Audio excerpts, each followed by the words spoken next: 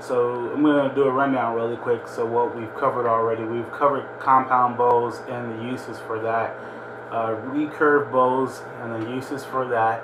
Um, Crossbows. Okay, it didn't cover that. Crossbows actually will apply to certain states. I know, like Illinois, for a long time did not allow crossbows unless you were handicapped. Some states have really opened up to that because they lost the numbers of hunters. Like, people just aren't hunting as much as they should be. If you're watching this, you need to get out and go and buy a hunting license right now. It helps out Cabela's. It helps out other places like that. It helps out habitats. Your local national, your local, your local natural resources. It helps that. It's a lot of those little things that you buy, the fishing lures and all of that stuff. They take just a little bit of money from that, and it goes towards your local states and preserves and stuff like that. Definitely want to check out crossbows. Most cases they look for a minimum of 150 or 85-pound draw weight on a crossbow. Most everything is about 150 draw weight right now. Any bow that you buy, even the cheaper ones, that would be like $100 or something like that.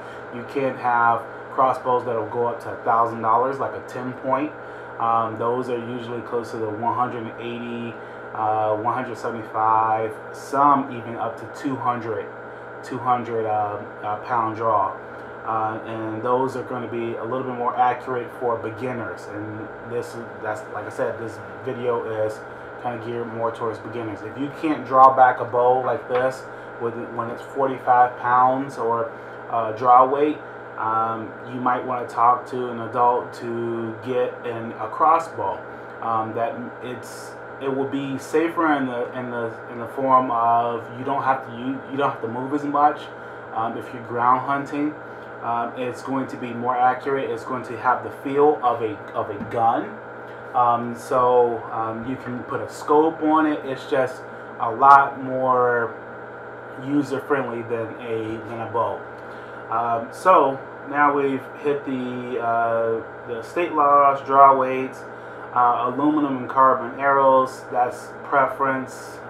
Carbon arrows, they're going to be more flexible. They're going to be lighter. They're going to be faster. Usually they can be straighter, so they're going to group tighter. When you shoot them out at your targets, your intended targets, they're usually going to fly a little bit more straighter. So it's kind of like, think of the straightness of an arrow that's equaling a choke that goes into a shotgun. A choke on a shotgun, you can have a improved cylinder. It will tighten up a little bit more than a modified choke. Then you have a full choke, which shoots even tighter. So a smaller surface. It'll shoot a smaller surface more accurately. So that will be equal to how a straightness of an arrow will work. So the straighter the arrow, the more accurate it is when it flies. It doesn't wobble around as much. Aluminum arrows versus carbon. If you shoot an aluminum arrow, they can give you a little bit more impact because they're a little bit heavier. But at the same time, if you bend it at all, if it hits something too hard and it bends at all, the arrow's ruined. They can be a little cheaper than carbons, but that's the thing. They're kind of like if you hit something, if you make a mistake with it, you might as well throw it away. Some people will think they can be straightened out. It just depends on the length. And then feathers versus vanes. If you want to shoot feathers on your arrows, they're usually a little bit more accurate than vanes. The plastic, it doesn't give to the wind, so it flies a little bit different. It's kind of like a bird. A bird flies natural, versus if you had a plastic bird or a plastic plane through it, it's not. I prefer feathers over vanes, over plastic. It just flies a little bit better. I've shot both, and the feathers fly better. Okay, so you know, to really touch up on the bows here, you want to know your draw length. Okay, so that means how far that if you're holding the bow out, it's how far it reaches from the inside of your hand to back to where your anchor point is. Your anchor point could be the corner of your eye. The anchor point can be the cheek. Usually, it's the corner of the mouth or touching the nose. That's most points because it's not much of a difference between those. But to find out your draw length, you measure, you have somebody do this. You'll need to measure from the tip of your finger to the tip of the other finger with your arms stretched out, and it's half that width.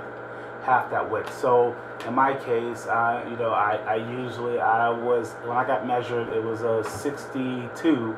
So I'm a 31 in draw length. I can shoot anywhere between 29 and a half.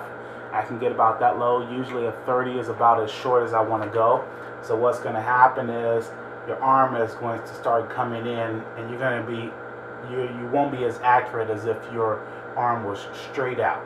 Okay, so I can shoot a 30 to about a 32.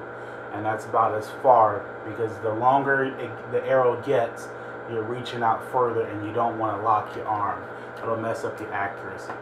So that's just a little bit of information on bows. You can use drop away rests. You can, I mean, all of those little things in there. And we can go deeper into that if you guys really want to have a video on a compound bow. I can go over my compound bow and what I have on that. Let me know in the comments if you really want to have that video. So back on our subject, deer hunting, specifically just deer hunting. So now we're going to move on to shot placement. Okay, this is very, very, very, very, very important. Shot placement on a deer is going to be very, very critical where you place your shot. Actually, me and my buddy were talking about the other day how we used to practice. We used to practice all the time with shooting lifesaver mints. Lifesaver mints. If you would put a lifesaver mint out at 20 yards and you constantly just shoot at that, shoot at that, shoot at that, you know, it will make you aim really small. So the saying goes, when you aim small, you will miss small. So if you do miss what you're aiming at, a lifesaver mint, you're usually not going to be off by not much more than maybe 2 or 3 inches if you really, really, really aiming and concentrating. So to be able to shoot a deer, you need to be able to hit a 9-inch dinner plate at a paper plate at 30 yards. Okay, that's significant enough to be able to shoot a deer. Most people can shoot a deer within 20 yards, but 30 yards, that's where it starts to get a little sketchy. So if you can shoot a 9-inch paper plate at 30 yards, then that's